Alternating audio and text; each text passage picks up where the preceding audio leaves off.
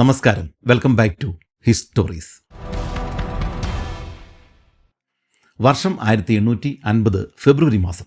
ഉത്തരാഫ്രിക്കയിലെ Algerian Atlas മൗണ്ടൻസിലെ ഏതോ ഒരു സ്ഥലത്ത് കുറച്ച് ആളുകൾ ഒരുമിച്ച് കൂടി നിൽപ്പുണ്ട്. ഔലെ സസി ഗോത്രത്തിൽപ്പെട്ട ആളുകളായിരുന്നു അത്. രണ്ട് കൂറ്റൻ അറ്റ്ലസ് സിംഹങ്ങൾ അടുത്തുള്ള കാട്ടിലേക്ക് കയറിപ്പോയത് കണ്ടതുകൊണ്ടാണ് ഇനി എന്താണ് ചെയ്യേണ്ടത് എന്ന് തീരുമാനിക്കുവാനായിട്ട് അവർ അവിടെ സംഘം ചേർന്ന് നിൽക്കുന്നത്. കുറച്ച് പേര് ഇനി മലമുകളിലേക്ക് കയറിയിട്ട് സിംഹങ്ങളുടെ നീക്കങ്ങൾ ശ്രദ്ധിക്കുകയും താഴെയുള്ള വേട്ടക്കാർക്ക് അടയാളങ്ങൾ കൊടുക്കുകയും വേണം. അവർ പറയുന്നതിനനുസരിച്ചിട്ട് വേണം വേട്ടക്കാർ സിംഹങ്ങളുടെ പുറകെ അവ കയറിപ്പോയ കാട്ടിലേക്ക് കയറുവാൻ. എന്നാൽ ഇവിടെ മറ്റൊരു പ്രശ്നം ഇപ്പോഴുണ്ട്. ആരൊക്കെ നിരീക്ഷകരായിട്ട് മലമുകളിലേക്ക് പോകണം, ആരൊക്കെ സിംഹങ്ങളുടെ പുറകെ കാട്ടിലേക്ക് പോകണം എന്ന തർക്കമാണ് ഇപ്പോൾ അവിടെ നടക്കുന്നത്. പ്രായമുള്ളവർ പറയുന്നത് കേൾക്കുവാനായിട്ട് ചില ചെറുപ്പക്കാർ തയ്യാറാവാത്തതാണ് പ്രശ്നങ്ങളുടെ കാരണം. അപ്പോഴേക്കും ഒരാൾ മുന്നോട്ടേക്ക് നീങ്ങി നിന്ന ശേഷം എല്ലാവരും കാണുകെ തൻ്റെ മേൽവസ്ത്രങ്ങൾ ഊരി ദൂരെ എറിഞ്ഞു. അയാളുടെ ശരീരമാകെ കുഴികളും പാടുകളും ഒക്കെ ആയിട്ട് കണ്ടാൽ അറയ്ക്കുന്ന രീതിയിലായിരുന്നു ഉണ്ടായിരുന്നത്. അയാൾ മറ്റുള്ള ആളുകളോട് ഉറക്കെ വിളിച്ചു പറഞ്ഞു, വർഷങ്ങൾക്ക് മുമ്പ് ഒരു സിംഹത്തെ ഇതുപോലെ പിന്തുടർന്നപ്പോൾ അവൻ കടിച്ചു കീറിയ പാടുകളാണ് നിങ്ങൾ എൻ്റെ ശരീരത്തിൽ ഇപ്പോൾ കാണുന്നത്. ഇവിടെ നിന്നും സിംഹവേട്ടയ്ക്കായിട്ട് മുന്നോട്ട് നീങ്ങുന്നവരെ കാത്തിരിക്കുന്നത് ഇതാണ്. ഇനി ഒരിക്കൽ കൂടി ഒരു സിംഹത്തെ നേടുവാനായിട്ട് എനിക്ക് ഭയമൊന്നുമില്ല. അതിനാൽ വായ കൊണ്ട് അധികം സംസാരിക്കാതെ ഇതൊക്കെ നേടുവാനായിട്ട് ധൈര്യമുള്ളവർ മാത്രം മുന്നോട്ടേക്ക് വരിക. ഇത് കേട്ടതോടെ ഒട്ടനവധി ചെറുപ്പക്കാർ ആക്രോശിച്ചുകൊണ്ട് തങ്ങൾക്ക് ഭയമില്ല എന്നും തങ്ങൾ വേട്ടയ്ക്ക് തയ്യാറാണ് എന്നും ഉറക്കെ വിളിച്ചു പറഞ്ഞു. അക്കൂട്ടത്തിൽ ഒരു അച്ഛനും മകനും നിൽപ്പുണ്ടായിരുന്നു. മകൻ വേട്ടയ്ക്ക് തയ്യാറാണ് എന്ന് കണ്ടതോടെ ആ പിതാവ് മകനോട് പറഞ്ഞു, മകനെ, നിനക്കറിയാമല്ലോ എനിക്ക് നല്ല പ്രായമായി. നീയല്ലാതെ എനിക്ക് മറ്റ് മക്കളൊന്നും ജീവനോടെ ഇല്ല. ഇന്നത്തെ ദിവസം നിനക്ക് എന്തെങ്കിലും പറ്റിയാൽ ബാക്കിയുള്ള കാലം മുഴുവൻ ഞാൻ ദുഃഖിച്ച് കഴിയേണ്ടി വരും. അപ്പോഴാ മകൻ പറഞ്ഞു, അതെന്താ അമ്പ അങ്ങനെ പറയുന്നത്? ഞാനും ഈ നിൽക്കുന്ന ആളുകളെ പോലെ തന്നെ പ്രായപൂർത്തിയായിട്ടുള്ള ഒരു പുരുഷൻ തന്നെയല്ലേ. നമ്മുടെ കന്നുകാലികളെ സംരക്ഷിക്കേണ്ട ഉത്തരവാദിത്വം ഞാൻ അവരെ ഏൽപ്പിക്കണമെന്നാണോ അച്ഛൻ പറയുന്നത്? മകൻ പിതാവിനോട് ദേഷ്യത്തോടെയാണ് ചോദിച്ചത്. അതോടെ പിതാവ് ശാന്തനായിട്ട് പറഞ്ഞു, മകനെ, നിന്റെ ജ്യേഷ്ഠനും നിന്നെപ്പോലെ തന്നെ പ്രായപൂർത്തിയായിട്ടുള്ള ഒരു യുവാവായിരുന്നു. ഇത്തരം ഒരു വേട്ടയ്ക്കിടയിൽ കഴിഞ്ഞ വർഷം ഇതേ മലയിൽ വെച്ച് തന്നെയാണ് അവനെ ഒരു സിംഹം കൊന്നുകളഞ്ഞത്. ഞാനും അക്കൂട്ടത്തിലുണ്ടായിരുന്നു. അവൻ്റെ തൊട്ടരികിൽ തന്നെയാണ് അവൻ്റെ അച്ഛനായ ഞാനും ഉണ്ടായിരുന്നത്. പക്ഷേ എനിക്കൊന്നും ചെയ്യാൻ സാധിച്ചില്ല. ആക്രമിക്കുമ്പോൾ സിംഹത്തിൻ്റെ കണ്ണുകൾ തീ പോലെ തിളങ്ങും. നിന്നേക്കാൾ ധൈര്യവാനായിരുന്ന അവൻ അത് കണ്ട് ഭയപ്പെട്ടു പോയിട്ടുണ്ടാവണം. അവൻ വെടിവെച്ചെങ്കിലും അത് പക്ഷേ ലക്ഷ്യത്തിൽ കൊണ്ടില്ല. ഇത് കേട്ട് മകൻ പറഞ്ഞു, അബ്ബാ, പിന്നെ എന്തിനാണ് നിങ്ങൾ എന്നെ ഇങ്ങോട്ടേക്ക് കൊണ്ടുവന്നത്? ഞാനൊരു ഭീരുവിനെ പോലെ മടങ്ങണമെന്നാണോ നിങ്ങൾ പറയുന്നത്? അപ്പോൾ ഈ പിതാവ് അവനോട് പറഞ്ഞു, മകനെ, ഇവിടെ വന്നപ്പോൾ മാത്രമാണ് നമ്മൾ രണ്ട് സിംഹങ്ങളെയാണ് ഒരുമിച്ച് വേട്ടയാടേണ്ടത് എന്ന് ഞാൻ അറിയുന്നത് തന്നെ. അത് അപകടം ഇരട്ടിയാക്കും. എന്നാൽ ഞാൻ ഇങ്ങോട്ടേക്ക് നിന്നെ കൊണ്ടുവന്നതിന് മറ്റൊരു കാരണം കൂടിയുണ്ട്. എനിക്കറിയാം, ലയൺ കില്ലർ എന്ന് നമ്മുടെ ആളുകൾ വിളിക്കുന്ന ആ ഫ്രഞ്ചുകാരനെ നേരിട്ട് കാണണമെന്ന് നിനക്കും ആഗ്രഹമുണ്ട്. അയാൾ പറഞ്ഞിട്ടാണ് നമ്മുടെ ഗോത്രക്കാർ ആ സിംഹങ്ങളെ നേടുവാൻ വേണ്ടിയിട്ട് ഇപ്പോൾ ഇവിടെ എത്തിയിരിക്കുന്നത്. നീ അങ്ങോട്ടേക്ക് ഒന്ന് നോക്കൂ. ആ വലിയ തൂക്കമായിട്ട് നിൽക്കുന്ന ആളാണ് ലയൺ കില്ലർ എന്ന് ആളുകൾ വിളിക്കുന്ന സാക്ഷാൽ ജൂൾ ജെറാർഡ്. ആ ചെറുപ്പക്കാരൻ ആകാംക്ഷയോടെ പിതാവ് ചൂണ്ടിക്കാണിച്ച ആ മനുഷ്യനെ ഒന്ന് നോക്കി. ഇതേ സമയം അവർ പറയുന്നത് കേട്ടതുപോലെ ലയൺ കില്ലർ അവരെയും തിരിച്ച് ഒന്ന് നോക്കുക. ഈ പിതാവിനെയും മകനെയും പോലെ ഏതൊരു വലിയ പ്രതിസന്ധികളെയും ഭയമില്ലാതെ നേരിടുന്ന ഒട്ടനവധി ആളുകൾ നമ്മുടെ ഇടയിൽ തന്നെ ഉണ്ട്. കാരണം അവർ അതിനെ നേടുവാൻ വേണ്ടിയിട്ട് മുൻകൂട്ടി തന്നെ തങ്ങളെ പാകപ്പെടുത്തി വെച്ചിട്ടുണ്ടാവും. നിങ്ങൾ അങ്ങനെയാണോ? ഞാനത് പറയുമ്പോൾ കാട്ടിലേക്ക് സിംഹത്തെ പിന്തുടർന്ന് പോകുവാനോ അങ്ങനെയുള്ള സാഹസങ്ങളോ ഒന്നുമല്ല ഉദ്ദേശിക്കുന്നത്. നമ്മൾ പ്രതീക്ഷിക്കാതെ തന്നെ നമ്മുടെ കുടുംബത്തിന് പല സിറ്റുവേഷൻസും ഫേസ് ചെയ്യേണ്ടി വന്നേക്കാം. ഈ ഒരു അവസരത്തിൽ നമ്മുടെ പ്രവാസി സുഹൃത്തുക്കളെ ഒരു കാര്യം ഓർമ്മിപ്പിക്കുകയാണ്. വലിയ തുക മുടക്കി കുറഞ്ഞ റിട്ടേൺ കിട്ടുന്ന ഇൻഷുറൻസുകൾ നിങ്ങൾ എടുക്കേണ്ട ആവശ്യമില്ല. മറിച്ച് കുറഞ്ഞ തുകയ്ക്ക് വലിയ വലിയ കവറേജ് കിട്ടുന്ന NRI ടേം ഇൻഷുറൻസ് നിർബന്ധമായും എടുക്കണം. ഉദാഹരണത്തിന് 820 രൂപയിൽ തുടങ്ങുന്ന 2 കോടി കവറേജുള്ള പ്ലാനുകളൊക്കെ മാർക്കറ്റിലുണ്ട്.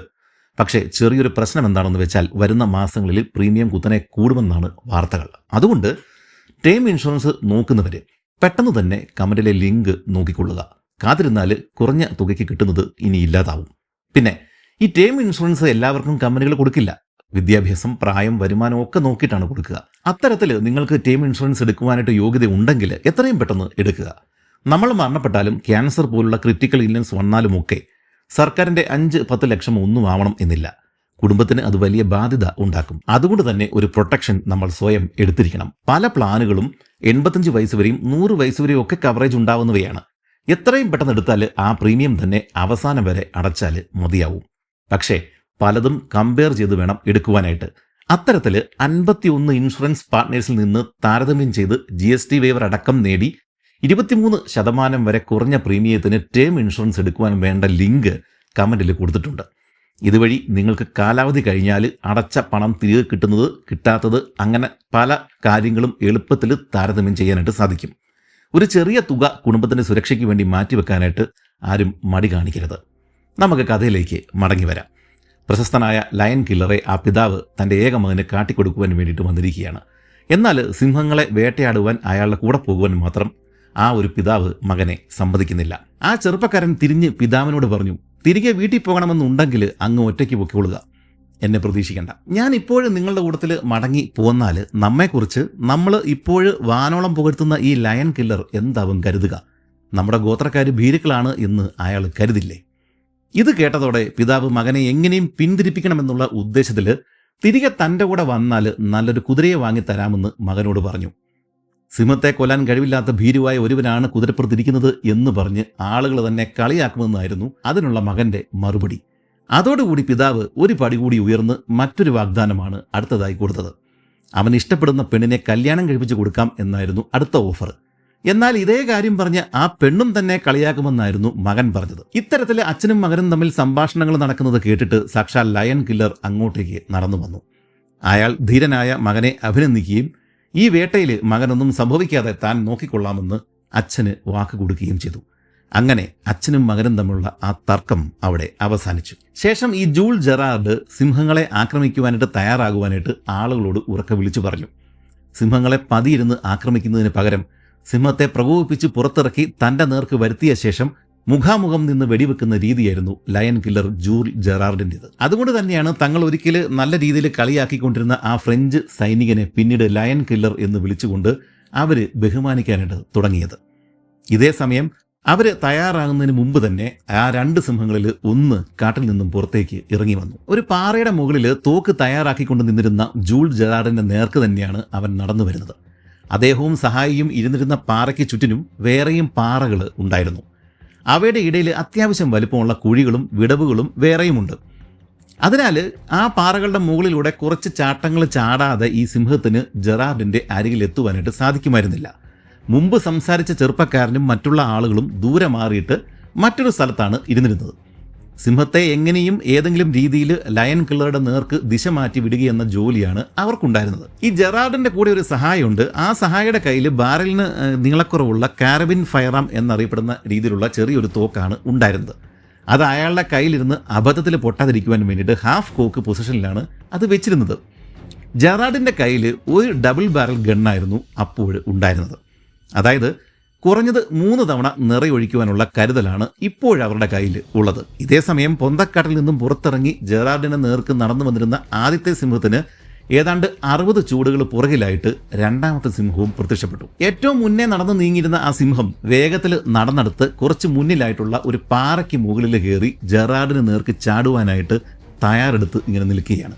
പക്ഷേ അതിനു മുമ്പ് പുറകെ വരുന്ന രണ്ടാമത്തെ സിംഹത്തിൻ്റെ അലർച്ച കേട്ട് ഈ മുമ്പിൽ വന്നിരുന്ന ആ സിംഹം ഇടത്തേക്ക് ഒരു നിമിഷം ചെരിയുകയും അതേസമയം അവന്റെ വലത്തെ തോൾ ഭാഗം വെടിവെക്കുവാനായിട്ട് പാകത്തിൽ ജെറാർഡിന് കിട്ടുകയും ചെയ്തു. ഒരു സെക്കൻഡ് പോലും പാഴാക്കാതെ ജെറാർഡ് വെടിപൊട്ടിച്ചു. വെടിയേറ്റ സിംഹം ആ നിമിഷം നിലത്ത് വീണു. പക്ഷെ അടുത്ത നിമിഷം അവൻ വീണ്ടും എഴുന്നേൽക്കുവാൻ വേണ്ടിയിട്ട് ശ്രമിച്ചെങ്കിലും തോൾ പലക ഒടിഞ്ഞു പോയതുകൊണ്ട് വീണ്ടും നിലത്തേക്ക് വീഴുകയാണ് ഉണ്ടായത്. ഇത് കണ്ട രണ്ടാമത്തെ സിംഹം എന്ത് ചെയ്തു? തൊട്ടടുത്തൊരു പാറയുണ്ട്. ആ പാറയുടെ മുകളിലേക്ക് ചാടിക്കയറിയിട്ട് അവിടെ നിന്ന് ഉറക്കെ ഗർജിക്കുകയും ചെയ്തു. ശേഷം അവന് വീണ് കിടക്കുന്ന ആദ്യത്തെ സിംഹത്തിൻ്റെ ഒരു സിംഹത്തിൻ്റെ മുകളിലൂടെ അതിനെ മറികടന്ന് മുന്നോട്ട് വരുന്ന സമയത്ത് അവൻ്റെ തോള് തന്നെ ലക്ഷ്യമാക്കിയിട്ട് ജെറാർഡ് ഒരിക്കൽ കൂടി വെടിയുതിർത്തു.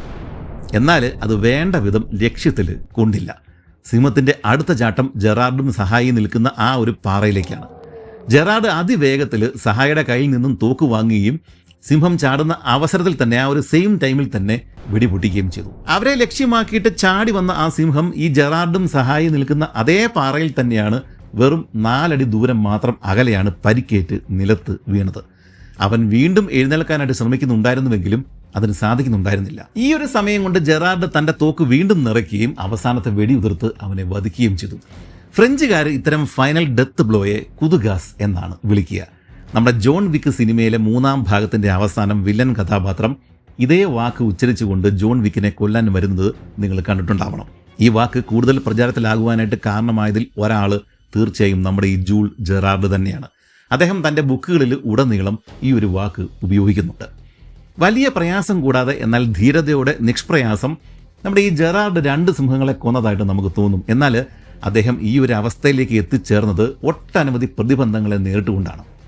ഫ്രഞ്ച് ആർമിക്ക് വേണ്ടിയിട്ട് അൾജീരിയയിലെത്തിയ ജെറാർഡ് ഒരിക്കൽ പോലും താനൊരു ലയൺ കില്ലറായി മാറുമെന്ന് സ്വപ്നത്തിൽ പോലും കരുതിയിട്ടുണ്ടായിരുന്ന ആളല്ല. ഒരു പക്ഷേ വിധി അല്ലെങ്കിൽ അൾജീരിയയിലെ ബെർബർ ഗോത്രങ്ങൾ അയാളെ നിർബന്ധിച്ച് ഒരു സിംഹവേട്ടക്കാരനാക്കി മാറ്റിയതാണ് എന്നതാണ് സത്യം. എല്ലാത്തിൻ്റെയും തുടക്കം 1844 ആയിരുന്നു. ആ സമയം ഈ ജൂൾ ജെറാർഡ് അൾജീരിയയിലെ ഏതോ ഒരു വിദൂര കോണിലുള്ള ഫ്രഞ്ച് സൈനിക ക്യാമ്പിലായിരുന്നു ഉണ്ടായിരുന്നത്. ഒരു ദിവസം അദ്ദേഹം ഉറങ്ങുന്നതിന് മുമ്പ് ഇദ്ദേഹത്തിൻ്റെ ടെന്റിന് കുറച്ച് മാറിയിട്ട് പുറത്ത് കെട്ടിയിട്ടിരുന്ന തൻ്റെ കുതിരയെ നോക്കുവാൻ വേണ്ടിയിട്ട് ജെറാർഡ് ഒന്ന് പുറത്തേക്ക് ഇറങ്ങി. ഇതെല്ലാ ദിവസവും പതിവുള്ള കിടക്കുന്നതിന് മുമ്പ് ഇദ്ദേഹം ചെയ്യുന്ന ഒരു പ്രവൃത്തിയാണ്. അദ്ദേഹം തിരിച്ചു വരുന്ന വഴി ക്യാമ്പിന്റെ ഒരു വശത്ത് അറബ് ഗോത്രങ്ങളിൽ പെടുന്ന കുറച്ച് പേര് വരിവരിയായിട്ട് നിലത്ത് കുത്തിയിരിക്കുന്നത് അദ്ദേഹം ശ്രദ്ധിച്ചു. ജെറാർഡ് അവരുടെ വശത്തുകൂടി നടന്നു പോയപ്പോൾ അവിടെ കൂടിയിരുന്ന ആളുകളുടെ നേതാവ് എഴുന്നേറ്റ് വരികയും ജെറാർഡിന്റെ കൈകളിൽ അദ്ദേഹം പിടിച്ചു വലിച്ചിട്ട് കുറച്ച് മാറി മറ്റൊരു സ്ഥലത്തിരുന്ന് സംസാരിക്കുവാനായിട്ട് ഈ ജെറാർഡിനെ ക്ഷണിക്കുകയും ചെയ്തു. ജെറാർഡിന് അത് ഇഷ്ടപ്പെട്ടില്ലെങ്കിലും അയാളുടെ കൂടെ ഇരിക്കുവാനായിട്ട് സമ്മതിച്ചു. ഇദ്ദേഹത്തിൻ്റെയും ഈ ആളുകളുടെയൊക്കെ മുഖഭാവങ്ങൾ കണ്ട ഈ ജെറാർഡ് ആദ്യം വിചാരിച്ചത് അവരുടെ വേണ്ടപ്പെട്ട ആരോ മരണപ്പെട്ടു എന്നായിരുന്നു. എന്നാൽ ഈ ഒരു സംഘത്തിന്റെ നേതാവ് ജെറാർഡിനോട് പറഞ്ഞു, നിങ്ങൾ ഒന്ന് ശ്രദ്ധിക്കൂ, എന്തെങ്കിലും കേൾക്കുന്നുണ്ടോ? ഇരുട്ടില് കാത് കൂർപ്പിച്ചിരുന്ന് ശ്രദ്ധിച്ചു കേട്ട ജെറാർഡിന് അകലെ നിന്നും വല്ലാത്തൊരു അലർച്ച കേൾക്കുവാനായിട്ട് സാധിച്ചു. ഇത്തരം ശബ്ദം തൻ്റെ ഉത്തരാഫ്രിക്കൻ യാത്രകൾക്കിടയിൽ അദ്ദേഹം പലതവണ കേട്ടിട്ടുള്ളതാണ്. എന്നാൽ അത് ഏത് ജീവിയാണ് എന്ന് അപ്പോൾ മനസ്സിലായിട്ടുണ്ടായിരുന്നില്ല. ഈ സമയത്ത് ജെറാർഡിന്റെ മുന്നിൽ ഇരുന്നിരുന്ന ആ ഒരു മനുഷ്യൻ അദ്ദേഹത്തോട് ചോദിച്ചു, അത് എന്താണ് എന്ന് പിടികിട്ടിയോ? ഇല്ല എന്ന അർത്ഥത്തിൽ ജെറാർഡ് തലയാട്ടി. അതാണ് ഈ കാണുന്ന മലനിരകൾ ഭരിക്കുന്ന ഭീകരജീവി, ദി ഗ്രേറ്റ് ലയൺ. നമ്മൾ ഇന്ന് എല്ലാവരും പുറത്തുപോയ സമയത്ത് നമ്മുടെ കന്നുകാലികളെ അവൻ ആക്രമിച്ചു. കുറേ നാളുകളായിട്ട് അവൻ ഇത് തന്നെയാണ് ചെയ്യുന്നത്. ഇനിയും അവനത് തുടർന്നാൽ നിങ്ങളും ഞാനും പട്ടിണി കിടന്ന് മരിക്കുമെന്ന് ഉറപ്പാണ്. അതിനാൽ അതിനെ കൊന്ന ശേഷം മാത്രമേ നിങ്ങളിവിടെ നിന്ന് പോകാവൂ. വിചിത്രമായിട്ടുള്ള ഈ ഒരു നിർദ്ദേശം കേട്ടിട്ട് ജെറാർഡ് ഞെട്ടിപ്പോയി. ഒന്നാമത് അദ്ദേഹം ഇതിനു മുമ്പ് ഒരു സിംഹത്തെ പോലും നേരിട്ട് കാണുകയോ വേട്ടയാടുകയോ ചെയ്തിരുന്നില്ല. ആ ജീവിയെ എങ്ങനെയാണ് നേരിടേണ്ടത് എന്ന് പോലും അദ്ദേഹത്തിന് അറിയില്ലായിരുന്നു. ജെറാർഡിന്റെ മുഖഭാവം കണ്ടതോടെ ചുറ്റിനുമുണ്ടായിരുന്ന അറബ് ഗോത്ര വംശജര് അദ്ദേഹത്തെ കളിയാക്കി ചിരിക്കുവാനായിട്ട് തുടങ്ങി. ഇതൊന്നും ഇയാൾക്ക് പറ്റുന്ന പണിയല്ല എന്നും പറഞ്ഞായിരുന്നു അവരുടെ പരിഹാസം.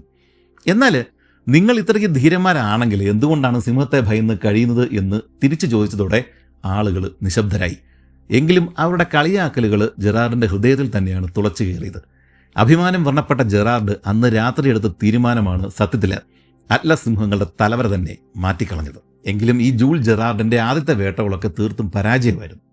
കഴിഞ്ഞ വീഡിയോയിൽ പറഞ്ഞതുപോലെ നിലത്ത് കുഴിയെടുത്തിട്ട് അതിൻ്റെ മുകളിൽ മറ കെട്ടി കുതിരയെ ഇരയാക്കി കെട്ടിയിട്ടിട്ട് പല രാത്രികളിൽ സിംഹത്തെയും കാത്ത് കാവല് ഇദ്ദേഹം ഇരുന്നെങ്കിലും ഒരു ഫലവും ഉണ്ടായില്ല. പലപ്പോഴും സിംഹം ഇദ്ദേഹം കെട്ടിയിട്ടിരുന്ന ഇരയെ കൊണ്ടുപോവുകയും ചെയ്തു. അപ്പോഴൊക്കെ കൂടെ ഉണ്ടായിരുന്ന ബെർബർ വംശജര് ജെറാർഡിനെ കണക്കിന് പരിഹസിക്കുകയും ചെയ്യുന്നുണ്ടായിരുന്നു. ഒരിക്കല് സിംഹം ജെറാർഡ് ഇരുന്നിരുന്ന കുഴി തന്നെ ആക്രമിച്ചെങ്കിലും അദ്ദേഹത്തിന് ഉന്നം പിഴച്ചു. ഭാഗ്യത്തിനാണ് അന്ന് ജീവനും കൊണ്ട് രക്ഷപ്പെട്ടത് തന്നെ. പക്ഷെ ആ ഒരു സംഭവത്തോടെ ഇനി ഒരിക്കലും ഒരു ഭീരുവിനെ പോലെ കുഴിക്കകത്ത് ഒളിച്ചിരുന്ന് സിംഹത്തെ വെടിവെക്കില്ല എന്ന് ജെറാർഡ് തീരുമാനമെടുത്തു. അവനെ നേർക്ക് നേരെ നിന്ന് വെടിവെച്ചാൽ മാത്രമേ ഈ അറബ് ഗോത്രങ്ങൾ തന്നെ ബഹുമാനിക്കുകയുള്ളൂ എന്നാണ് ജെറാർഡ് കരുതിയത്. അങ്ങനെ അവസാനം ജെറാർഡ് അബു അസീസ് എന്നു പേരുള്ള ഒരാളുടെ ക്യാമ്പിൽ എത്തിച്ചേർന്നു. അദ്ദേഹം ക്യാമ്പിൽ എത്തിക്കഴിഞ്ഞപ്പോഴേക്കും സ്ത്രീകളും കുട്ടികളും ഉൾപ്പെടെയുള്ള ഒട്ടനവധി ആളുകൾ ജെറാർഡിനെ കാണുവാനായിട്ട് അവിടെ എത്തിച്ചേർന്നു. സിംഹത്തെ വേട്ടയാടുവാനായിട്ട് വന്ന ഫ്രഞ്ചുകാരൻ അവർക്ക് ഒരു അത്ഭുതം തന്നെയായിരുന്നു. എന്നാൽ അത്താഴത്തിന് സമയം ആയതോടെ സ്ത്രീകളും കുട്ടികളും അവരവരുടെ കൂടാരങ്ങളിലേക്ക് മടങ്ങി. ആണുങ്ങളെല്ലാവരും സംഘത്തലവന്റെ കൂടാരത്തിലാണ് സമ്മേളിച്ചത്. ഉടൻ തന്നെ വലിയൊരു ഇരുമ്പ് പാത്രം അവരുടെ ഇടയിൽ ആരോ കൊണ്ടുവച്ചു. അവിടെ ഉണ്ടായിരുന്ന സകലരും അതേ പാത്രത്തിൽ തന്നെയാണ്, അതിനകത്തുണ്ടായിരുന്ന ആ വെള്ളത്തിൽ തന്നെയാണ് കൈ കഴുകിയത്. കുറച്ച് കഴിഞ്ഞപ്പോഴേക്കും പുറത്ത് വലിയ ആരവങ്ങൾ കേട്ടു തുടങ്ങി. ഒരാൾ വലിയൊരു പാത്രം തലയിൽ വെച്ചുകൊണ്ട് വരുന്നതാണ് ജെറാർഡ് കണ്ടത്. അയാളുടെ പുറകെ ഒരു കൂട്ടം നായ്ക്കളും കുരച്ചുകൊണ്ട് അനുഗമിക്കുന്നുണ്ടായിരുന്നു. കുട്ടികൾ ആ നായ്ക്കളെ ഓടിച്ചു വിടാൻ വേണ്ടിയിട്ട് ശ്രമിക്കുന്നുണ്ടായിരുന്നുവെങ്കിലും നായ്ക്കൾ വിടുന്ന മട്ട് ഉണ്ടായിരുന്നില്ല. അവസാനം പാത്രം ചുമന്നുകൊണ്ട് വന്നിരുന്ന ആള് ഒരു വിധത്തിൽ കൂടാരത്തിൻ്റെ ഉള്ളിൽ പ്രവേശിക്കുകയും ഏതാണ്ട് 3 അടിയോളം വിസ്താരമുള്ള ആ പാത്രം നിലത്ത് വെക്കുകയും ചെയ്തു. ഗോതമ്പ് കൊണ്ട് നിർമ്മിക്കുന്ന നോർത്ത് ആഫ്രിക്കൻ പാസ്റ്റ ഡിഷായ കുസ്കുസ് ആയിരുന്നു അത്. ഒരാടിൻ്റെ പകുതിയോളം കുസ്കുസിൽ മുക്കിയാണ് വെച്ചിരുന്നത്. അതുകൊണ്ടാണ് നായ്ക്കൾ ഈ പാത്രത്തിന്റെ പുറകെ കൂട്ടം കൂടി വന്നത്. പാത്രം നിലത്ത് വെച്ചതോടെ കൂടാരത്തിന്റെ ഉള്ളിലുണ്ടായിരുന്ന സകലരും അതിന്റെ ഉള്ളിൽ കൈയിട്ട് വാരി അവരവരുടെ ഭാഗങ്ങൾ എടുത്ത് ഭക്ഷിക്കുവാൻ തുടങ്ങി. എന്നാൽ ജെറാർഡിന് ഇത് കണ്ടിട്ട് ഭക്ഷിക്കുവാൻ തോന്നിയില്ല. അത് ശ്രദ്ധിച്ചതോടെ അബു അസീസ് ആടിന്റെ നടുവിൽ ഒരു കുഴി ഉണ്ടാക്കിയിട്ട് അതിലേക്ക് പാലും സൂപ്പും കൂടി ഒഴിച്ചു. എന്നിട്ടും ജെറാർഡ് എടുക്കുവാൻ മടിക്കുന്നത് കണ്ടപ്പോൾ അയാൾ തടി കൊണ്ടുള്ള ഒരു കപ്പിൽ കുറച്ച് പകർന്ന ശേഷം അദ്ദേഹത്തിന് നൽകിയതോടെ ജെറാർഡ് അത് സ്വീകരിച്ചു. എന്തായാലും ആ ഡിഷ് ജെറാർഡിന് ഇഷ്ടപ്പെടുകയും ചെയ്തു. ഇതിനുശേഷം ഇത്തരം പാത്രങ്ങൾ 1-2 തവണ അവിടെ വരികയും പോവുകയും ചെയ്തു. രാത്രി കിടക്കുന്ന സമയം ജെറാർഡ് പ്രത്യേകം ശ്രദ്ധിച്ചത് അവരുടെ നായ്ക്കളുടെ പെരുമാറ്റമാണ്.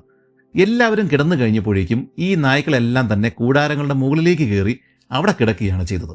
കൂടുതൽ ദൂരക്കാഴ്ച കിട്ടുവാനും സിംഹത്തിന്റെ വരവ് മുൻകൂട്ടി അറിയുവാനും അവനിൽ നിന്ന് രക്ഷപ്പെടുവാനും വേണ്ടിയിട്ട് ഇതാണ് നല്ലത് എന്ന് അവയ്ക്ക് തോന്നിയിട്ടുണ്ടാവണം.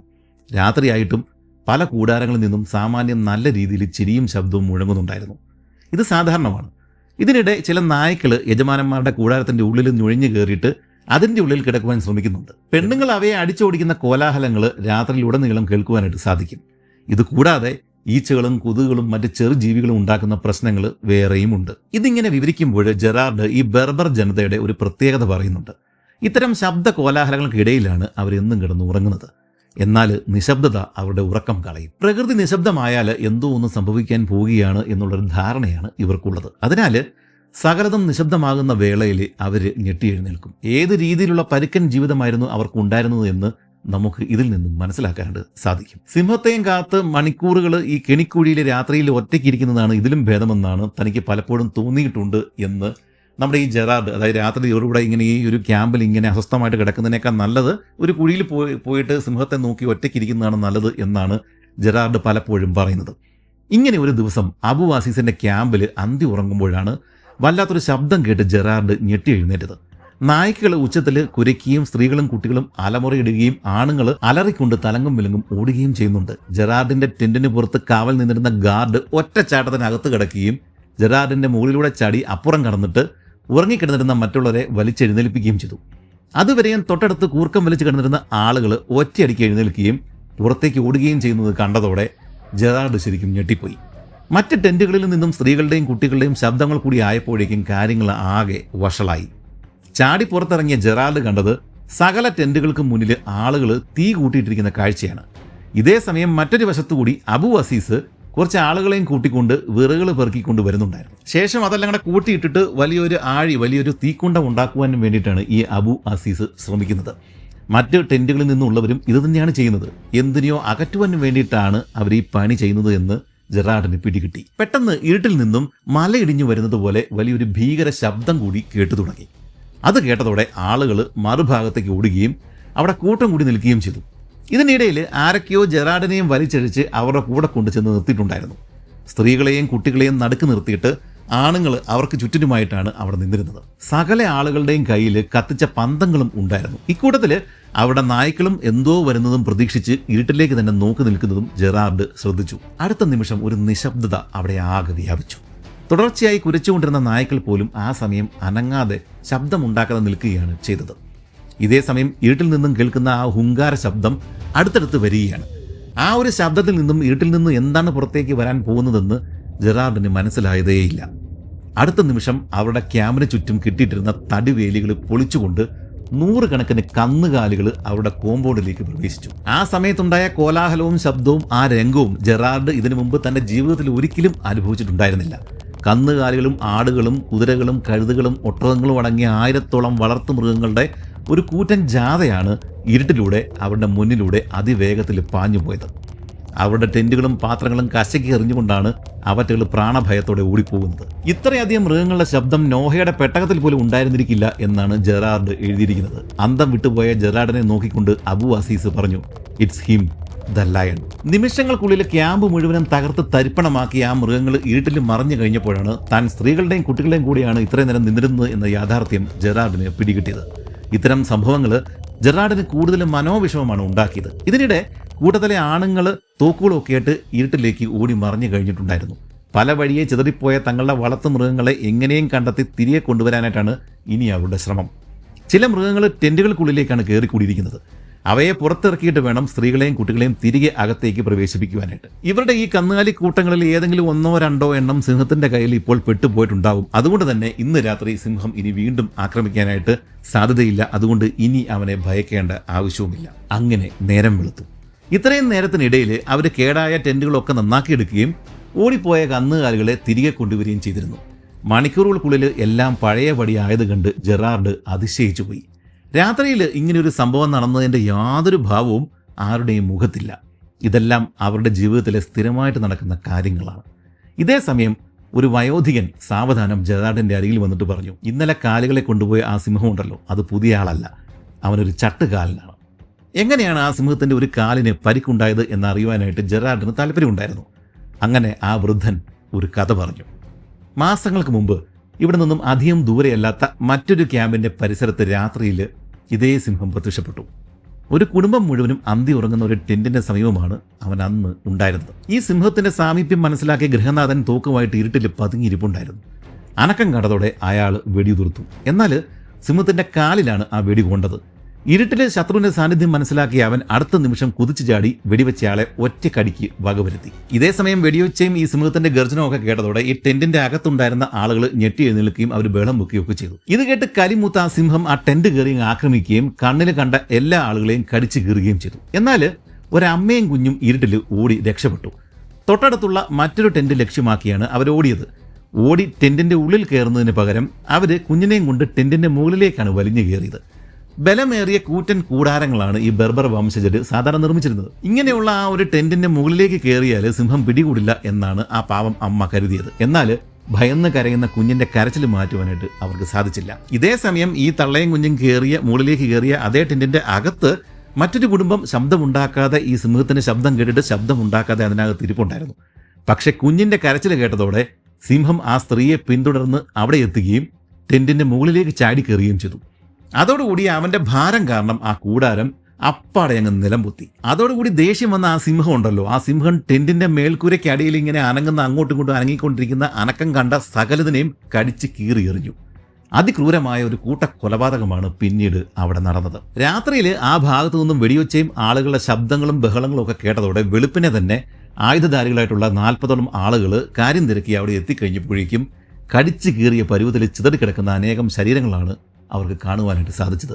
അക്കൂട്ടത്തിൽ ആ അമ്മയും കുഞ്ഞും ഉണ്ടായിരുന്നു. ഇത്രയും പറഞ്ഞിട്ട് തൻ്റെ കണ്ണുകളിൽ നിന്ന് വന്ന ആ കണ്ണുനീര് തുടച്ച ശേഷം ജെറാർഡിനെ നോക്കിക്കൊണ്ട് ആ വൃദ്ധൻ അലറി, നോക്ക്, ആ പിശാജ് വെടിയേറ്റിട്ടും ചട്ടുകാലനായിട്ട് ഇന്നും ജീവിക്കുന്നുണ്ട്. എൻ്റെ ബന്ധുക്കൾ മണ്ണിൻ്റെ അടിയിലും. അവനാണ് അൽഹൈബ് ദ ലിംബർ. അവനാണ് ഇന്നലെയും ഇവിടെ വന്നത്. വസന്തകാലം തുടങ്ങിയ ശേഷം 10ാം തവണയാണ് അവൻ ഞങ്ങളെ ആക്രമിക്കുന്നത്. നീ ഒരു റോമനാണ്, ഒരു ക്രിസ്ത്യാനിയാണ്. പക്ഷേ അതെനിക്കൊരു പ്രശ്നമേ അല്ല. നീ അവനെ കൊന്നാൽ എൻ്റെ മകളെ ഞാൻ നിനക്ക് വിവാഹം കഴിച്ചു തരും, അല്ലെങ്കിൽ എൻ്റെ സ്വന്തം മകനായിട്ട് നിന്നെ ഞാൻ ദത്തെടുക്കും. രക്തം തണുത്തു പോകുന്ന ഈ ഒരു കഥ കേട്ടിട്ട് ജൂൾ ജെറാർഡ് ഒരു നിമിഷം മരവിച്ച് നിന്നുപോയി. സിംഹത്തെ വധിക്കാതെ ഇവിടെ നിന്ന് പോയി കഴിഞ്ഞാൽ അത് വലിയൊരു നാണക്കേട് മാത്രമല്ല ഉണ്ടാക്കുക, തൻ്റെ കഴിവില്ലായ്മ അല്ലെങ്കിൽ തൻ്റെ ഉത്തരവാദിത്വം അതിൽ നിന്നുള്ള ഒരു ഒളിച്ചോട്ടം തന്നെയായിരിക്കും ഇത് എന്നാണ് ജെറാർഡിന് തോന്നിയത്. സത്യത്തിൽ മനസ്സില്ലാ മനസ്സോടെയാണ് ഈ ജെറാർഡ് സിംഹവേട്ടയ്ക്കായിട്ട് ഇറങ്ങിയിരിക്കുന്നത്. കഴിവില്ലാത്ത മനുഷ്യൻ എന്ന് ആളുകൾ തന്നെ ഒളിഞ്ഞും പതുങ്ങിയും വിളിക്കുന്നത് ജെറാർഡ് എപ്പോഴും കേൾക്കുന്നുണ്ടായിരുന്നു. ഫ്രഞ്ചുകാരോടുള്ള എതിർപ്പും അറബികളും ക്രിസ്ത്യാനികളും തമ്മിലുള്ള വെറുപ്പും കാരണമാണ് അറബ് വംശരുടെ ഇടയിൽ തൂക്കുപണി നടക്കുന്ന ഈ ജെറാർഡിനെ ആളുകൾ കണക്കിന് കളിയാക്കിക്കൊണ്ടിരുന്നത്. അൾജീരിയൻസ് റോമൻസ് എന്ന് അല്ലെങ്കിൽ റോമൻ എന്ന് ജെറാർഡിനെ വിളിച്ചിരുന്നത് കളിയാക്കി തന്നെയാണ്. സിംഹത്തിന് സ്വയം തിന്നാൻ കൊടുക്കുവാൻ നടക്കുന്ന കോമാളി ആണ് എന്നാണ് ഇദ്ദേഹത്തെ സ്ത്രീകൾ ഒളിഞ്ഞും പതുങ്ങിയൊക്കെ ഇരുന്ന് കളിയാക്കിക്കൊണ്ടിരുന്നത്. ഇത് ജെറാർഡ് പലപ്പോഴും കേൾക്കുന്നുണ്ട്. ഇതിന് പകരമായിട്ട് കുറച്ച് സിംഹങ്ങളെ ഭയന്ന് ജീവിതകാലം മുഴുവൻ കഴിയുന്ന ഭീരുക്കൾ എന്നാണ് ജെറാർഡ് അവരെ തിരിച്ചു വിളിച്ചിരുന്നത്. ഇത്തരം കളിയാക്കലുകൾ പരസ്പരം നടത്തുന്നുണ്ടായിരുന്നുവെങ്കിലും ജെറാർഡ് ധീരനാണ് എന്നറിയാവുന്ന കുറച്ച് പേര് ബെർബറുകളുടെ കൂട്ടത്തിൽ ഉണ്ടായിരുന്നു. അബു അസീസ് അത്തരമൊരാൾ ആയിരുന്നു. അങ്ങനെ പിറ്റേ ദിവസം മുതൽ ജെറാർഡും ഈ അബു അസീസും തോക്കുമായിട്ട് സിംഹത്തെ തെരഞ്ഞ് യാത്ര തുടങ്ങി. 1-2 ദിവസങ്ങൾ സിംഹത്തെ സ്ഥിരമായിട്ട് ആളുകൾ കണ്ടിരുന്ന ചില സ്ഥലങ്ങളിൽ രാത്രി മുഴുവനും കാത്തിരുന്നുവെങ്കിലും സിംഹം ആ ഭാഗത്തേക്ക് വന്നതേയില്ല. അവസാനം ഏതെങ്കിലും ഒരിടത്ത് തന്നെ സ്ഥിരമായിട്ട് കാത്തിരിക്കാതെ സിംഹം സ്ഥിരമായിട്ട് പ്രത്യക്ഷപ്പെടുന്ന വഴികളിലൂടെ സഞ്ചരിക്കുവാൻ വേണ്ടിയിട്ട് ഈ ജെറാൾഡും അബു അസീസും തീരുമാനിച്ചു. ഓർക്കുക, കഴിഞ്ഞ വീഡിയോയിൽ പറഞ്ഞതാണ് അറ്റ്ലസ് സിംഹങ്ങൾ പകൽ സമയത്ത് മലയുടെ ചെരുവുകളിൽ പാറകൾക്കിടയിലും കാട്ടിലും ഒക്കെ ആയിട്ടാണ് വിശ്രമിക്കുക. രാത്രിയാകുമ്പോഴേക്കും അവൻ മലമുകളിൽ നിന്നും താഴ്വരയിൽ ഇറങ്ങിയിട്ട് കന്നുകാലികളെ ആക്രമിക്കും. വലിയ സിംഹക്കൂട്ടങ്ങളായിട്ടൊന്നുമല്ല ബാർബറി സിംഹങ്ങൾ ജീവിച്ചിരുന്നത്. അതുകൊണ്ട് തന്നെ ഒറ്റയ്ക്ക് നടക്കുകയൊക്കെ ചെയ്തിരുന്ന ആൺ സിംഹങ്ങളാണ് സാധാരണ ജനവാസ മേഖലകളിൽ ആക്രമിച്ചിരുന്നത്. അത്തരം ഒരു സിംഹമാണ്, ഒരു ഒറ്റയാൻ സിംഹമാണ് മുമ്പ് അബു അസീസിന്റെ ക്യാമ്പ് ആക്രമിച്ച അൽ ഹൈബ് അല്ലെങ്കിൽ ദി ലിംബർ എന്ന് ആളുകൾ വിളിച്ചിരുന്ന ഒറ്റയാൻ സിംഹം. അവൻ രാത്രിയിൽ മലയിറങ്ങിയിട്ട് താഴ്വരയിലേക്ക്, ആ ഗ്രാമങ്ങളിലേക്ക് വരാറുള്ള പാതകളിലൂടെയാണ്, ആ ഒരു വഴികളിലൂടെയാണ് ജെറാർഡും അബു അസീസും ഇപ്പോഴും സഞ്ചരിക്കുന്നത്. ശാന്തമായ ഒരു രാത്രിയായിരുന്നു അത്. ജെറാർഡ് തന്റെ പുസ്തകത്തിൽ പറയുന്നത്, വെള്ളി നിറത്തിലുള്ള ചന്ദ്രന്റെ പ്രകാശം ആ താഴ്വരയെ പ്രകാശത്തിൽ കുളിപ്പിച്ച് നിർത്തിയിരിക്കുന്ന കാഴ്ച അതിമനോഹരമായിരുന്നു എന്നാണ്.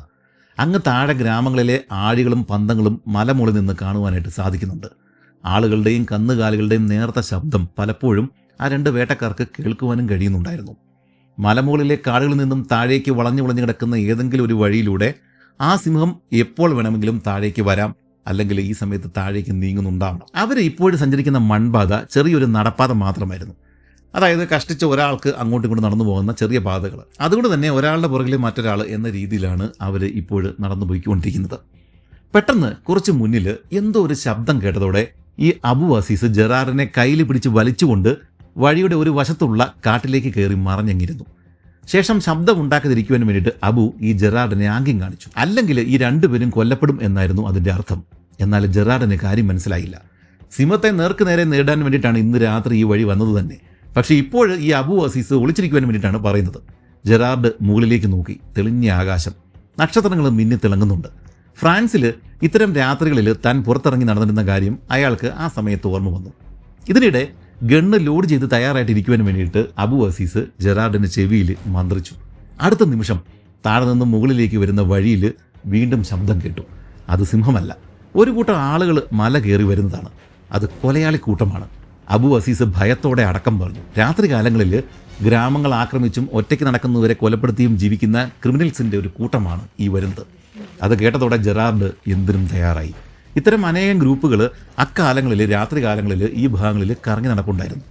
അവരിരുവരും തോക്കുകൾ റെഡിയാക്കിയിട്ട് കഠാരകൾ പെട്ടെന്ന് എടുക്കാവുന്ന വിധം വെച്ച ശേഷം നേരെ ആ ഒരു വഴിയിലേക്ക് ചാടി ഇറങ്ങിയിട്ട് ഉറക്കെ അങ്ങ് അലറി.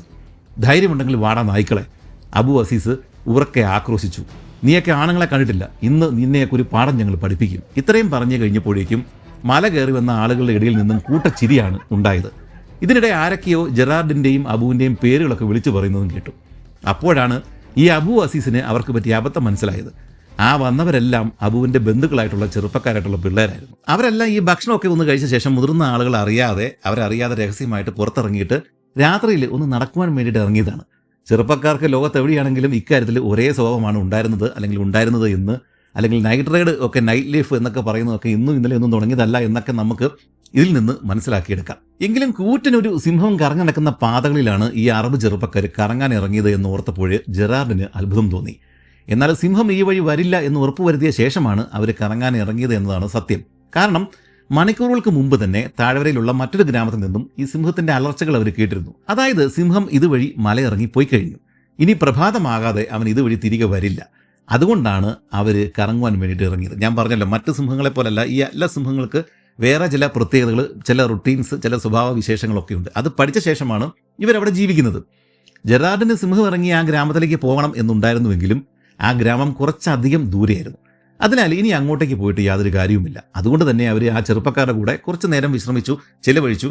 അതിനുശേഷം അവർ, ഈ ജെറാർഡും നമ്മുടെ ഈ അബു അസീസും അവരുടെ ഗ്രാമത്തിലേക്ക് മടങ്ങുകയും ചെയ്തു. ചെറുപ്പക്കാരാവട്ടെ അന്നത്തെ രാത്രി മുഴുവൻ കറങ്ങുവാൻ തന്നെ തീരുമാനിക്കുകയും അവരുടെ ആ നൊക്ടേണൽ എക്സ്പെഡീഷൻ തുടരുകയും ചെയ്തു. അങ്ങനെ പിറ്റേ ദിവസം ഇതേപോലെ തന്നെ നമ്മുടെ ഈ സിംഹത്തിൻ്റെ ആ ഒരു പാതകളിലൂടെ സഞ്ചരിക്കുകയും അവൻ വരുന്ന വഴികളിൽ കാത്തിരിക്കുകയും ചെയ്യുന്ന സ്ഥിരം പരിപാടി ഉപേക്ഷിച്ചിട്ട് സിംഹം വിശ്രമിക്കുന്ന അവൻ്റെ മടയിൽ തന്നെ പോയി അവനെ കാണുവാൻ വേണ്ടിയിട്ട് ജെറാർഡ് തീരുമാനിച്ചു. കുറച്ച് ബെർബർ വേട്ടക്കാർ അതിനായിട്ട് കൂടെ വരാൻ വേണ്ടിയിട്ട് തയ്യാറാവുകയും ചെയ്തു. യുദ്ധത്തിനോ വേട്ടയ്ക്കോ പോകുമ്പോൾ ഇവർ ചെരുപ്പുകൾ ധരിക്കാറില്ല എന്ന കാര്യം അപ്പോഴാണ് ജെറാർഡ് ശ്രദ്ധിച്ചത്. വെടിയുണ്ടകൾ നിറച്ച ഒരു കാർട്രിഡ്ജ് അരയിൽ ഒരു വശത്ത് തൂക്കിയിട്ടുണ്ടാവും. മറുഭാഗത്തും നീളമുള്ള ഒരു കഠാരയാണ് ഉള്ളത്. അരയുടെ പുറകിൽ 1-2 പിസ്റ്റളുകൾ തിരികെ വെച്ചിട്ടുണ്ടാവും. കയ്യിൽ 6 അടി നീളമുള്ള ഒരു തോക്കാവും ഉണ്ടാവുക. ഈ രീതിയിൽ തയ്യാറായിട്ട് 12ഓളം ആളുകളാണ് അന്ന് സിംഹത്തിൻ്റെ മടയിലേക്ക് ജെറാർഡിനെ അനുഗമിച്ചത്. കാൽപ്പാടുകൾ നോക്കി നടന്ന് അവസാനം അവർ സിംഹം സ്ഥിരമായിട്ട് വിശ്രമിക്കാൻ സാധ്യതയുള്ള ഒരു സ്ഥലം കണ്ടെത്തി. പാറക്കൂട്ടങ്ങൾ നിറഞ്ഞ ഒരു ഗ്ലൂമി പ്ലേസ് ആയിരിക്കും അതെന്നാണ് ജെറാർഡ് ആദ്യം കരുതിയത്. എന്നാൽ ഒലീവ് മരങ്ങൾ തിങ്ങി നിറഞ്ഞ മനോഹരമായ ഒരു ചെറുവനമായിരുന്നു അത്. സിംഹത്തിൻ്റെ മട എന്നതിനേക്കാളും ലയൺസ് ഗാർഡൻ എന്നാണ് ആ സ്ഥലത്തെ വിളിക്കേണ്ടത് എന്നാണ് ജെറാർഡ് പറയുന്നത്. ആ വൈകുന്നേരത്തെ ഒരു വെയിലുണ്ടല്ലോ, ആ ഒരു ചുമന്ന വെയിൽ, ആ വെയിൽ കാട്ട് ഒലിവ് മരങ്ങളുടെ ഇലകളിൽ തട്ടിയിട്ട് വല്ലാത്തൊരു ഡാർക്ക് ഷെയ്ഡ് അവിടെ ഉണ്ടായിരുന്നു. ഒരേ സമയം മനോഹരവും എന്നാൽ ഭയാനകമായ ഒരു സ്ഥലമായിരുന്നു അത്. അതുകൊണ്ട് തന്നെ അവിടെ പ്രവേശിച്ച ആ ഒരു നിമിഷം തന്നെ കൂടെ ഉണ്ടായിരുന്ന അബു അസീസ് ഒഴികെയുള്ള വേട്ടക്കാർ കാടിൻ്റെ അകത്ത് കടക്കാതെ പുറത്ത് തന്നെ കാവൽ നിൽക്കുകയാണ് ചെയ്തത്. ജെറാർഡ് അത് ശ്രദ്ധിക്കാതെ ആ ഒലീവ് കാട്ടിലേക്ക് ശ്രദ്ധാപൂർവം പ്രവേശിച്ചു. പല സ്ഥലങ്ങളിലും സിംഹത്തിൻ്റെ കാൽപ്പാടുകൾ കിടക്കുന്നത് കാണാമായിരുന്നു. അവയുടെ മുകളിലൂടെ ചവിട്ടിയാണ് ജെറാർഡ് ഓരോ ചൂടുകളും മുന്നോട്ട് വെച്ചത്. ശ്രദ്ധിച്ച് പതുക്കെ പോകണമെന്ന് അബു അസീസ് പുറകിൽ നിന്നും മന്ത്രിക്കുന്നുണ്ടായിരുന്നു. ഭയം കൊണ്ട് വെളുത്ത് വിളറിയാണ് അബുവിൻ്റെ മുഖം ആ സമയത്ത് ഉണ്ടായിരുന്നത്.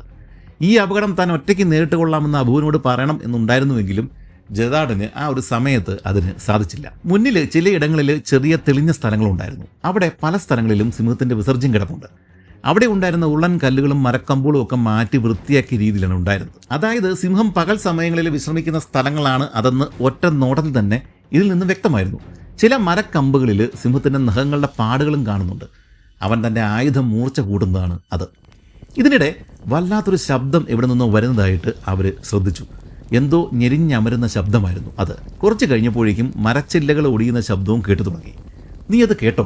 ജെറാർഡ് അബു അസീസിനോട് ചെറുതായിട്ട് ഒന്ന് ചോദിച്ചു. അബു ആകട്ടെ തനിക്കൊന്നും മനസ്സിലാകുന്നില്ല എന്ന അർത്ഥത്തിൽ തലയാട്ടി. ശേഷം അയാൾ നിലത്ത് കമഴ്ന്നു കിടന്ന് ചെവി നിലത്തേക്ക് വെച്ച് കുറച്ചു നേരം കിടന്നു. അത് കഴിഞ്ഞ് എഴുന്നേറ്റ് നിന്നിട്ട് ജെറാർഡിനോട് ഈ അബു അസീസ് പറഞ്ഞു, ഇത് സിംഹമൊന്നുമല്ല.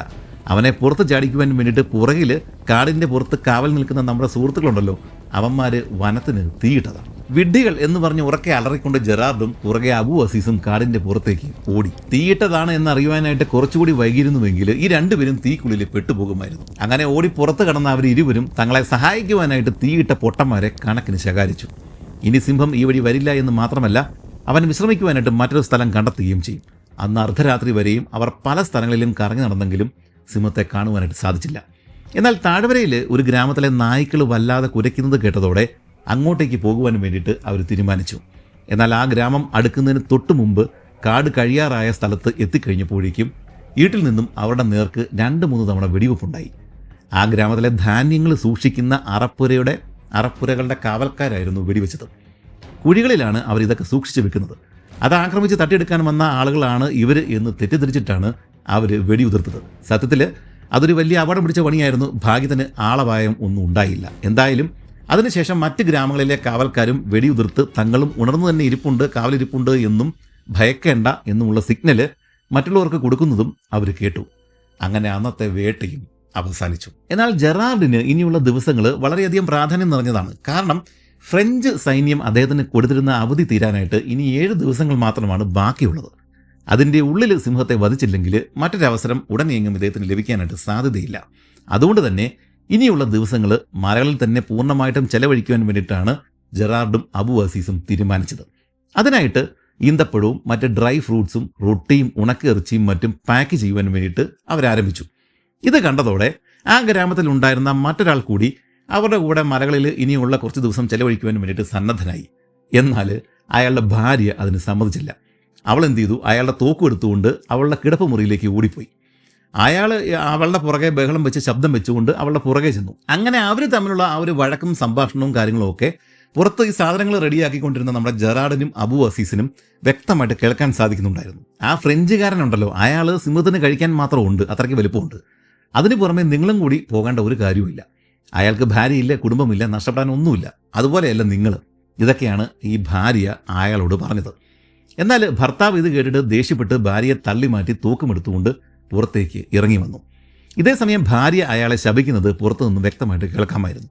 അതിന് ചെവി കൊടുക്കാതെ അയാൾ ജെറാർഡിൻ്റെയും അബു അസീസിൻ്റെയും കൂടെ ചേരുകയും അവർ 3 പേരും ഉടൻ തന്നെ കാട്ടിലേക്ക് തിരിക്കുകയും ചെയ്തു. രാത്രിയോടെ അവർ മലയുടെ ചെരുവിൽ പറ്റിയൊരു സ്ഥലം കണ്ടെത്തി. ശേഷം സിംഹത്തിൻ്റെ വരവും കാത്ത് അവിടെ ക്ഷമയോടെ കാത്തിരിക്കുവാനായിട്ട് തീരുമാനിച്ചു. എന്നാൽ അല്പസമയത്തിനുള്ളിൽ താഴ്വരയിൽ നിന്നും ഇടിവെട്ടുന്നതുപോലെ ഒരു ശബ്ദം കേട്ടതോടെ അവർ ഞെട്ടി. സിംഹം താഴെയുള്ള മറ്റേതോ ഗ്രാമത്തിലാണ് ഇന്ന് ഇറങ്ങിയിരിക്കുന്നത്. അത് അബു സൂസ എന്ന ഗ്രാമമാണ്. 2 ദിവസങ്ങൾക്ക് മുമ്പ് നമ്മൾ പോയ സ്ഥലം. അബു അസീസ് ഉറക്കെ വിളിച്ചു പറഞ്ഞു. ഏതാണ്ട് 2 മണിക്കൂറുകൾ തുടർച്ചയായിട്ട് നടന്നാൽ മാത്രമാണ് അവർക്കിനി അവിടെ എത്തിച്ചേരുവാൻ സാധിക്കുകയുള്ളൂ. ഇതിനിടയിൽ കുറുക്ക് വഴിയിലൂടെ പോയാൽ 2 ചെറിയ അരുവികൾ നീന്തി കടക്കുകയും വേണം. നിങ്ങൾ വന്നാലും ഇല്ലെങ്കിലും ഞാൻ അങ്ങോട്ടേക്ക് പോവുകയാണ് എന്ന് ജെറാർഡ് പറഞ്ഞതോടെ തങ്ങളും കൂടെ വരുന്നുണ്ട് എന്ന് പറഞ്ഞിട്ട് അബു അസീസും മറ്റേയാളും അദ്ദേഹത്തിൻ്റെ കൂടെ അങ്ങോട്ടേക്ക് പോയി. അങ്ങനെ അവർ ആദ്യത്തെ അരുവിയുടെ കരയിൽ എത്തിച്ചേർന്നു. നദിയിലെ ഒഴുക്ക് കണ്ടിട്ട് കൂടെയുള്ളവർ ഭയന്നെങ്കിലും ജെറാർഡ് നേരെ പുഴയിലേക്ക് ഇറങ്ങിയിട്ട് തോക്കുകൾ മുകളിലേക്ക് ഉയർത്തിപ്പിടിച്ചിട്ട് കഴുത്തറ്റം വെള്ളത്തിലൂടെ നടന്നു തുടങ്ങി. ഇത് കണ്ടതോടെ ഗത്യന്തരമില്ലാതെ മറ്റുള്ളവരും ബാക്കി രണ്ടുപേരും വെള്ളത്തിലേക്ക് ഇറങ്ങി. അങ്ങനെ വെള്ളത്തിലൂടെ നീങ്ങുന്ന സമയത്ത് അബു അസീസ് രണ്ടാമത്തെ ആളോട് തമാശയായിട്ട് പറഞ്ഞു, ഇവൻ നമ്മളെ കൊല്ലിക്കാൻ വേണ്ടി തന്നെ കൊണ്ടുപോവുകയാണ്. നിന്റെ ഭാര്യ പറഞ്ഞത് തന്നെയാണ് ശരി. ഇവൻ്റെ കൂടെ ഒരാഴ്ച നടന്നാൽ 20 കൊണ്ട് കുറയും.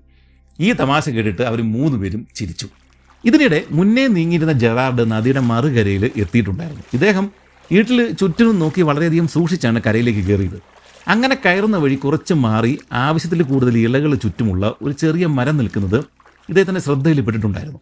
എന്നാൽ രണ്ടാമതൊന്നുകൂടി നോക്കിക്കഴിഞ്ഞപ്പോഴേക്കും ആ മരം ഇരുട്ടിൽ കുറച്ചുകൂടി വലത്തേക്ക് മാറി നിൽക്കുന്നത് പോലെ ഇദ്ദേഹത്തിന് തോന്നി. സംശയം തോന്നി ജെറാർഡ് വീണ്ടും ഒരിക്കൽ കൂടി നോക്കിക്കഴിഞ്ഞപ്പോഴേക്കും ആ മരമേ അവിടെ ഉണ്ടായിരുന്നില്ല. ഇതേ സമയം കരയിലേക്ക് കയറി വന്ന അബു അസീസിനെ ജെറാർഡ് അരിയിലേക്ക് വിളിച്ചെടുത്തിട്ട് താൻ ഈ കണ്ട കാര്യം അദ്ദേഹത്തോട് പറഞ്ഞു. ഈ ഒരു കാര്യം കേട്ടപ്പോൾ തന്നെ കള്ളന്മാർ എന്ന് അലറിക്കൊണ്ട് അബു അസീസ് ആ മരം നിന്നിരുന്ന സ്ഥലത്തേക്ക് പാഞ്ഞു.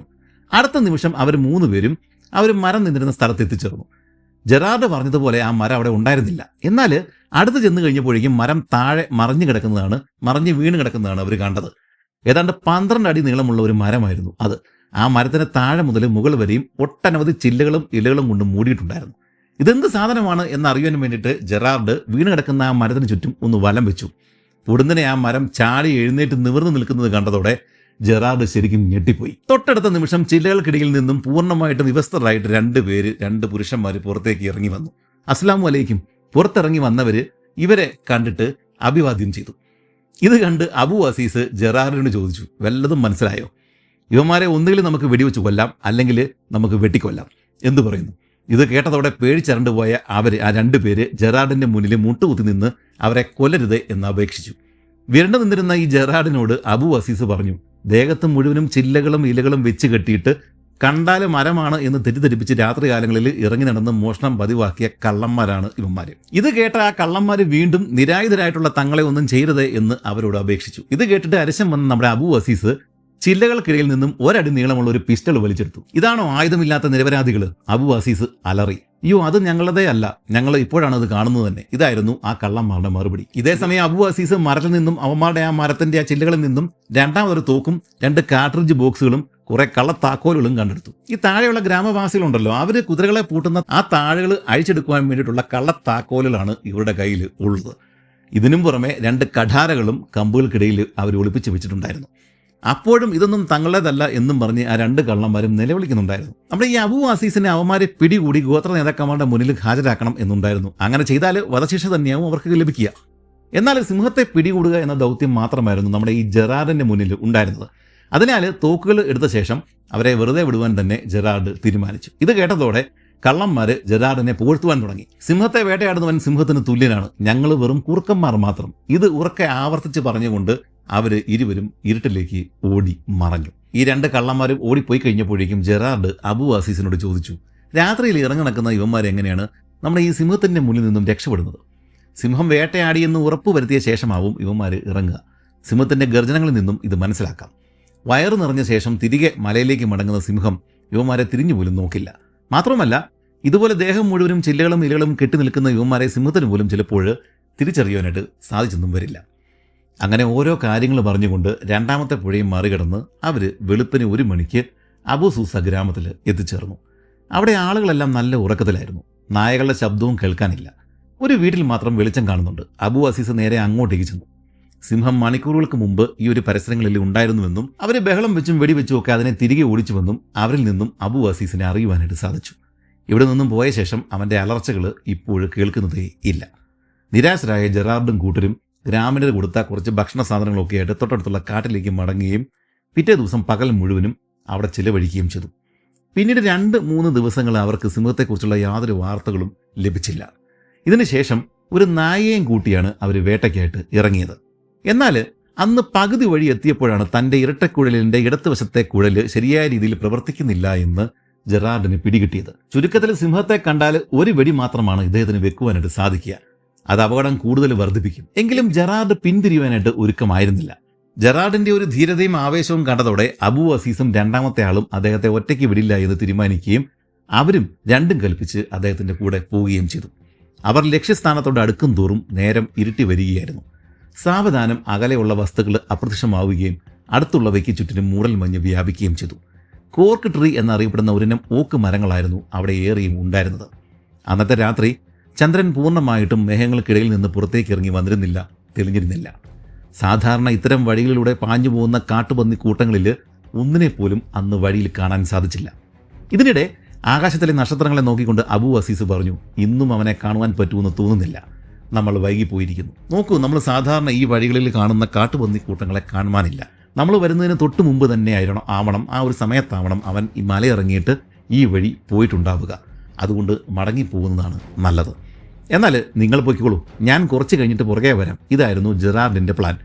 അത് കേട്ടിട്ട് അബു അസീസും കൂട്ടുകാരനും നടക്കാനായിട്ട് ഭാവിച്ചതും തൊട്ടടുത്തുള്ള മലയിടുക്കിൽ നിന്നും സിംഹത്തിൻ്റെ ഗർജനം കേട്ടതും ഒരുമിച്ചായിരുന്നു. തൻ്റെ തോക്ക് മോശാവസ്ഥയിലായിരുന്നിട്ട് കൂടി ആ ശബ്ദം കേട്ട് കഴിഞ്ഞപ്പോഴേക്കും ജെറാർഡിന് സന്തോഷമാണ് തോന്നിയത്. അയാൾ അതിവേഗം തോക്ക് കയ്യിലെടുത്തുകൊണ്ട് ശബ്ദം കേട്ട കാട് ലക്ഷ്യമാക്കി വേഗത്തിൽ നടന്നു തുടങ്ങി. ജെറാർഡ് നടക്കുന്നത് കണ്ടതോടെ അബു അസീസും കൂട്ടുകാരനും അദ്ദേഹത്തെ ഒറ്റയ്ക്ക് വിടാൻ കൂട്ടാക്കാതെ അതേ ദിശയിലേക്ക് തന്നെ ഓടിച്ചെന്നു. ഇതേ സമയം സിംഹത്തിന്റെ ഗർജനം നിലച്ചതോടെ ജെറാർഡ് നടത്തം നിർത്തി ആ സ്ഥലത്ത് തന്നെ കാത്തുനിന്നു. ഉടൻ തന്നെ അബു അസീസും കൂട്ടുകാരനും അവരുടെ കൂടെ ഉണ്ടായിരുന്ന നായയും ഓടി ജെറാർഡിന്റെ അരികിൽ എത്തിച്ചേർന്നു.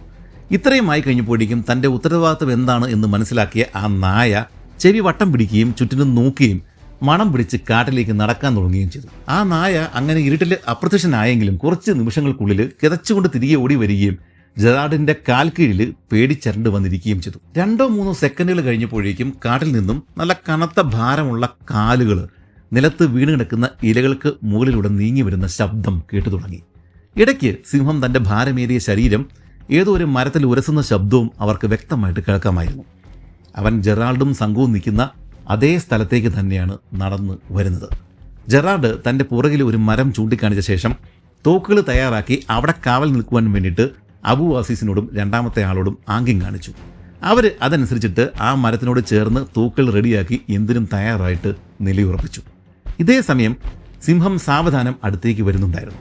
ജെറാർഡ് വീണ്ടും 1-2 സ്റ്റെപ്പുകൾ മുന്നിലേക്ക് കയറി നിന്നു. കാരണം ഒരൊറ്റ ഷോട്ട് മാത്രമാണ് ജെറാർഡിന്റെ കയ്യിലുള്ളത്. അതുകൊണ്ട് ഏറ്റവും അടുത്ത് നിന്ന് തന്നെ വെടിവെച്ചാൽ മാത്രമേ സിംഹം ഒറ്റയടിക്ക് തന്നെ വീഴുകയുള്ളൂ. സിംഹം നടന്നു വരുന്ന ശബ്ദത്തിൽ നിന്നും ജെറാർഡ് താനുമായിട്ടുള്ള അകലം ഏതാണ്ട് ഊഹിച്ചെടുത്തു. 30 അടി, 20, 10, 5. ജെറാർഡ് മനസ്സിലിങ്ങനെ എണ്ണിക്കൊണ്ടേയിരുന്നു.